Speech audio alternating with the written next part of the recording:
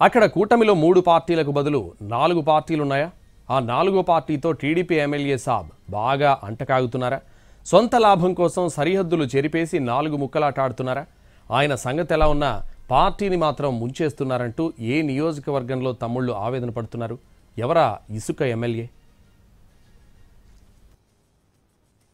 బండారు సత్యానందరావు అంబేద్కర్ కోనసీమ జిల్లా Kothapeta TDP MLA. ఇన్నాళ్లు సౌమ్యుడిగా పేరున్న బండారు తీరు ఈసారి మారింది అన్న టాక్ బలంగా నడుస్తోంది నియోజకవర్గంలో. ఇప్పుడు ఆయన ఏకంగా 4 ముక్కలాట ఆడుతున్నారట. కూటమిలోని 3 పార్టీల నాయకులను పక్కన పెట్టి వైసీపీ వాళ్ళని అందలం ఎక్కిస్తున్నారన్నది ఇప్పుడు కొత్తపేటలో హాట్ సబ్జెక్ట్. అధికారంలోకి వచ్చిన నాటి నుండి చాటుమాటుగా కొనసాగుతున్న చెలిమి ఇటీవల ఆయన పుట్టినరోజు వేడుకల్లో బయటపడిందట. ఆ విషయంలో కూటమి శ్రేణులు కూడా గుర్రుగా ఉన్నట్టు సమాచారం. 2014-19 ఎన్నికల్లో వరుసగా 2 సార్లు ఓడిపోయిన బండారు ఆర్థికంగా బాగా దెబ్బతిన్నారట. అందుకే ఈసారి గెలిచిన వెంటనే దందాలు మొదలుపెట్టారన్నది లోకల్ టాక్. గడిచిన ఏడాది కాలంలో ఇసుక మట్టి దందాలతో కోట్ల రూపాయలు వెనకేసుకున్నారన్నది లోకల్ వాయిస్. అదే టైంలో తన వ్యవహారాల మీద రచ్చ జరగకుండా, అవినీతి ఆరోపణలు రాకుండా ఉండేందుకు నియోజకవర్గంలోని వైసీపీ కీలక నేతలతో చేతులు కలిపినట్టు చెప్పుకుంటున్నారు. ఈ విషయం తెలిసిన టీడీపీ, జనసేన, బీజేపీ శ్రేణులు కక్కలేక మింగలేక అన్నట్టుగా ఉన్నాయట. దీంతో 2 వర్గాల మధ్య కోల్డ్ వార్ మొదలైనట్టు తెలుస్తోంది. వైసీపీ నేతలను బినామీలుగా పెట్టుకుని సత్యానందరావు అడ్డగోలు వ్యాపారాలను చేస్తున్నారని టీడీపీ, జనసేన వర్గాల్లో చర్చ జరుగుతోంది. కొందరు ఓ అడుగు ముందుకేసి ఇసుక మట్టి దందాలను అడ్డుకునే ప్రయత్నం చేస్తూ ఉండడంతో కొత్త రకం రాజకీయం మొదలవుతోంది. వైసీపీ వాళ్ళు ఎమ్మెల్యే విషయంలో సాఫ్ట్ కార్నర్తో ఉంటే కూటమి పార్టీల క్యాడర్ మాత్రం భగ్గుమంటోంది. ఇది నియోజకవర్గంలో పెద్ద వివాదంగా మారింది. గత ప్రభుత్వ హయాంలో ఇసుక మాఫియాగా రాజ్యమేలిన వైసీపీ నేతలనే ఇప్పుడు ఎమ్మెల్యే బినామీలుగా పెట్టుకుని దందా చేస్తున్నారన్నది ప్రధానమైన ఆరోపణ.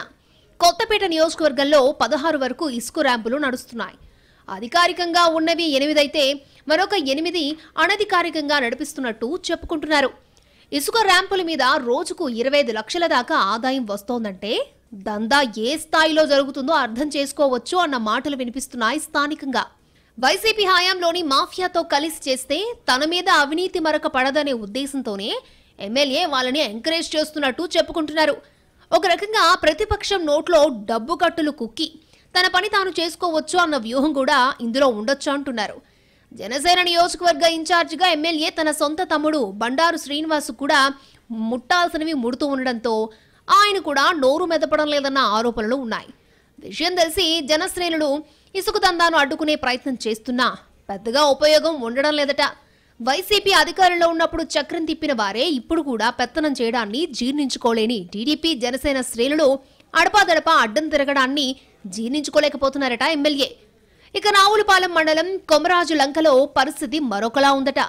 ఇక్కడ గతంలో సర్పంచ్ వేధింపులతో విసుగు చెందిన తమ్ముళ్ళు అధికారం వచ్చాక ఆయన సంగతి చూడాలి అనుకున్నారట. తీరా ఇప్పుడు చూస్తే గ్రామానికి సమీపంలోని మందపల్లి ఇసుక ర్యాంపులో అతని హవానే నడుస్తోందని అంటున్నారు.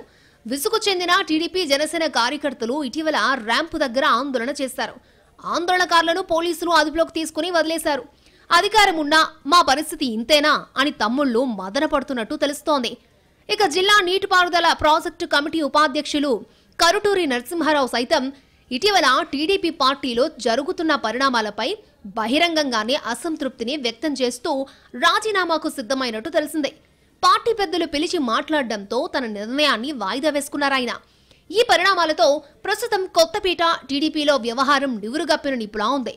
నేను మారాను, మార్పును ఎన్నికల తర్వాత చూస్తారని బండారు సత్యానందం ఎన్నికలకు ముందు చెబితే ఏదో అనుకున్నామని ఆయన గారు చెప్పిన మార్పు ఇదేనా అంటూ చెవులు కొరుక్కుంటున్నారట తమ్ముళ్ళు.